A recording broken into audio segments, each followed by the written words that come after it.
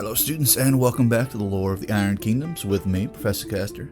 Today we are going to be going over the light warjacks of the Protectorate of Menoth. And the warjacks we're going to be going over, we're going to be finishing them out with the Repenter, the Revenger, and the Vigilant. And then we'll clear off all of the small normal chassis that are not character light warjacks. And then after that we will be getting into the large warjacks of the Protectorate and see how much more deadly they get when you add an extra 2 feet and an extra couple of tons to an already very dangerous warjack. But before we begin, if you are here, please like, subscribe, comment. Let me know if you're enjoying these. Let me know if you have any experience with the Protectorate of Menoth and all of that fun stuff. And before we begin, questions for you guys. What is your favorite warjack? It doesn't have to be in Menoth. You can just give me any kind of favorite warjacks that you've gone up against, or that you like their design or their special abilities or anything like that. Also, if you could please share this video with your friends and fellow gamers. It does help this channel grow. It does keep the Steam train rolling. And as always, thank you, privateerpress, for letting us read your fantastic lore. And without further ado, let's begin. Repenter, the Protectorate of Menoth, uses the volatile oil known as Menoths Fury in great abundance, a fiery reminder of the Fates' burning wrath. Older warjacks like the Repenter are outfitted with the crudest and least refined supply of Menoths Fury, as it's readily available in quantity. The Repenter was first used to police the borders of the Protectorate, and it brought these scourging flames to bear against any who dared to trespass. When they designed the Repenter decades ago, the Soul Menite artificers armed the light warjack with a great 3-headed flail. Into its other arm they integrated a rudimentary flamethrower. The first model was little more than a pipe and ignition system attached to a reservoir with a simple pump. But later versions utilized fanning spray nozzles and refined mechanical systems to propel the blazing fluid a considerable distance. The current weapon design foregoes an external igniter and instead vents superheated heart fire directly into the fuel. Arguably as important as the damage wrought by the fire is an impact of Repenter's blaze on enemy morale. Those weak of faith who face the Protectorate in battle have no fortitude for seeing their friends burned alive, screaming in terror while allies try desperately to extinguish the hungry flames. The Repenter is a favored vehicle for delivering Menoth's wrath to any enemies who defy his will. And yeah, I feel like any people that utilize flamethrowers usually, it's to hurt the enemy morale, because yeah, seeing your fellows light up on fire is not a good thing for anyone. And if you survive that, you're going to be taking the hit of a 3-headed flail, which is never fun for anybody, thus making him a very dangerous lightjack. And the ability to light people on fire and to stay on fire, because Menoths Fury is really hard to put out because it's alchemical. It's not just, it's not just a normal flame. It is literally an oil that attaches and burns. Very, very deadly in the long term. But let's read over some of his fun stuff. His height is 9 feet 10 inches. His weight is 4.25 tons. His fuel load is 412 pounds. His initial service date is 533 AR. General use 6 hours. Combat use 90 minutes as per most warjacks. His armaments include his flamethrower and his warflail. And his Cortax was manufactured by the vassals of Menoth, and he is currently being manufactured because he's got all his updates to make him even more dangerous. But let's read over his Mark III to Mark IV changes and see if there is any. I doubt it, because when you're simple, why change it out, right?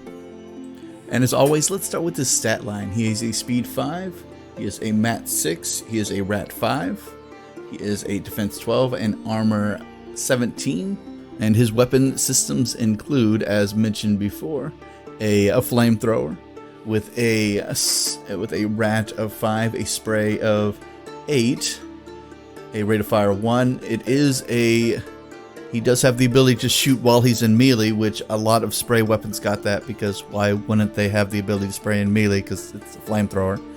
It is a fire damage, and it does the continuous fire effect, so after you light them up, they stay on fire unless they roll a 1 or a 2 during the maintenance phase to kick it out. And the fire is a pound 12. So if you have anything that increases fire damage and they do not get the fire off during maintenance phase, that is a D12, or that is a POW 12 damage roll. Plus, if you have additional things that make it, like, you know, say an ability to increase fire damage, which is awful for anybody involved in that. Also, sprays are no longer a spray template, as many of you are well aware. It is a direct line now, so it'll stack on anybody. It just doesn't spread out anymore. So, you know, straight line, that's it. And that also makes sprays being able to be affected by things that change the length of these. So things like you can put a snipe on a spray, getting this guy up to a spray of 11. So he hits everybody in a row of 11. Or he can be affected by things that negatively impact range of weapons. So, you know, like Windstorm, it can slow him down. At least I believe it's called Windstorm. Don't quote me on that. And then his other weapon is his War Flail, which is a Mat 6, a range 1, power 13 chain weapon. So this, because his chain weapon ignores shields, so makes it even more deadly. So if you just need a jack who can catch a lot of people on fire, who's not incredibly expensive, this is your jack to go to, because being able to throw fire onto anybody in the Protectorate is a phenomenal ability for any of their warjacks. But let's move on. Revenger.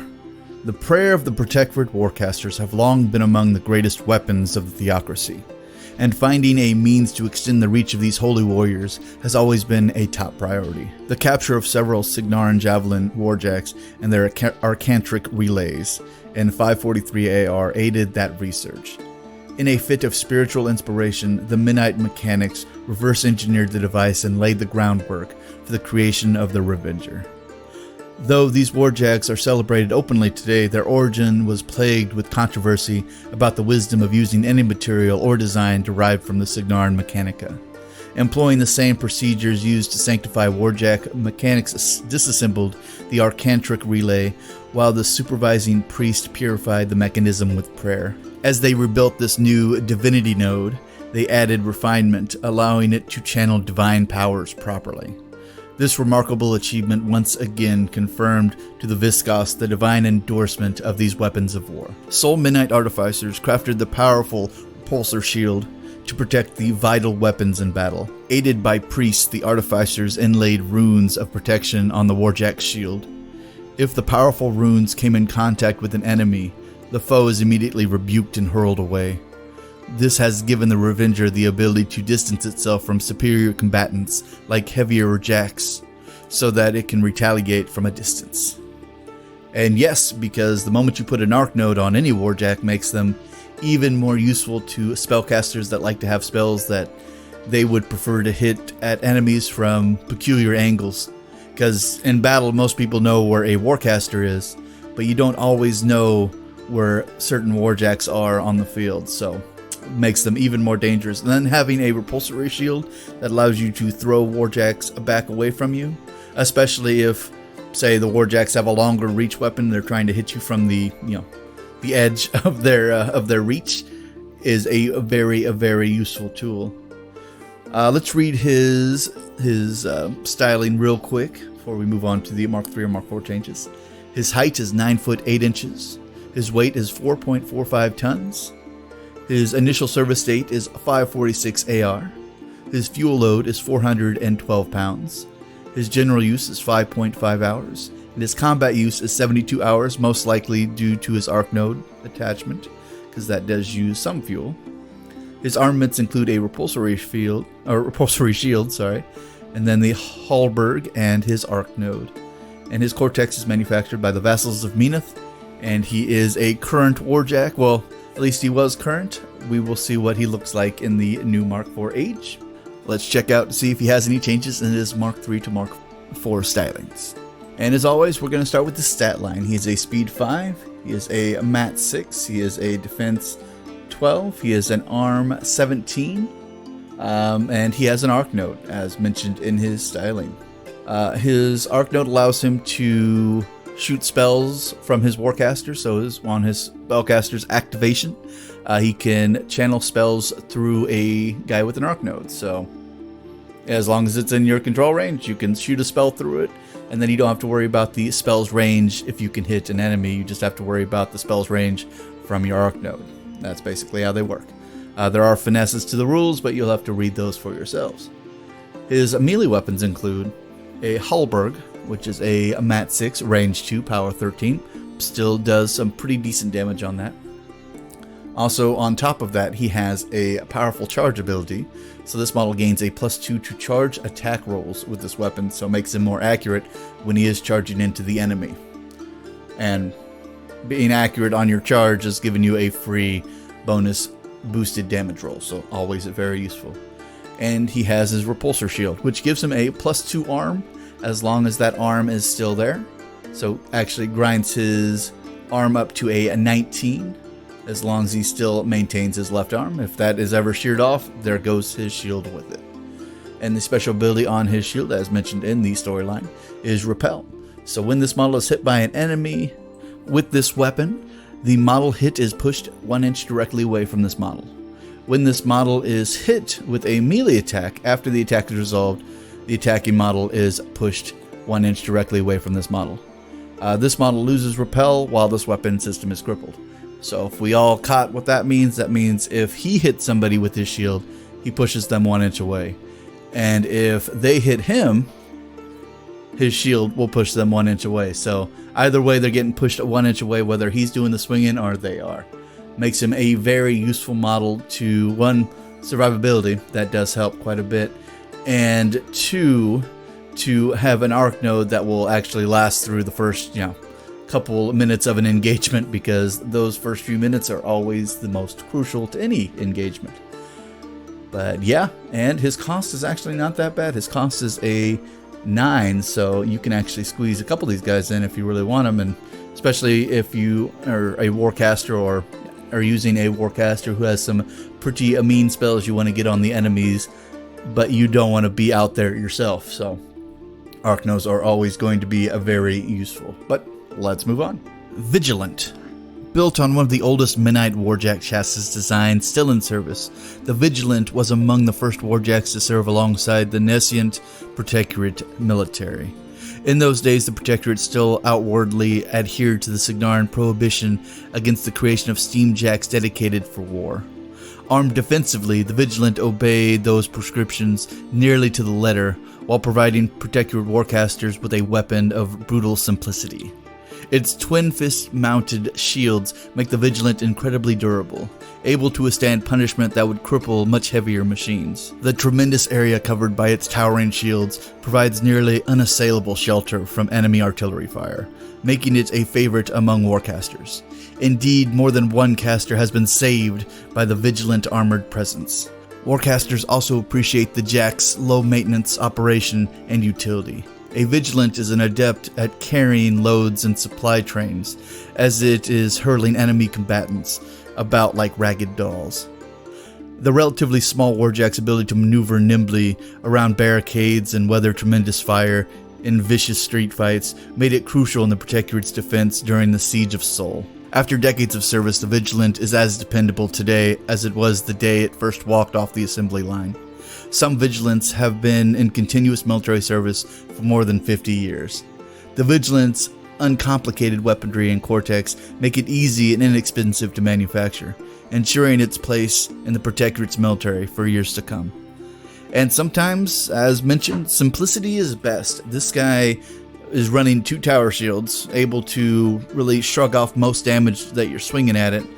Its armor is incredibly hard to crack, and I've tried to crack it many times. And sustained firepower from like standard rifles aren't really going to do that much to this guy unless you hit like a cord or a pipe, which is, pretty difficult, especially since these guys are pretty nimble as mentioned. So yeah, these guys incredibly dangerous.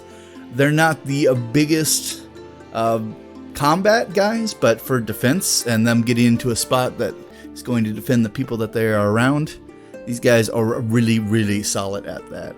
Let's go over their stats real quick. He is 9 feet 10 inches tall. His weight is 5 tons. His initial service date is 535 AR. His fuel load is 445 pounds.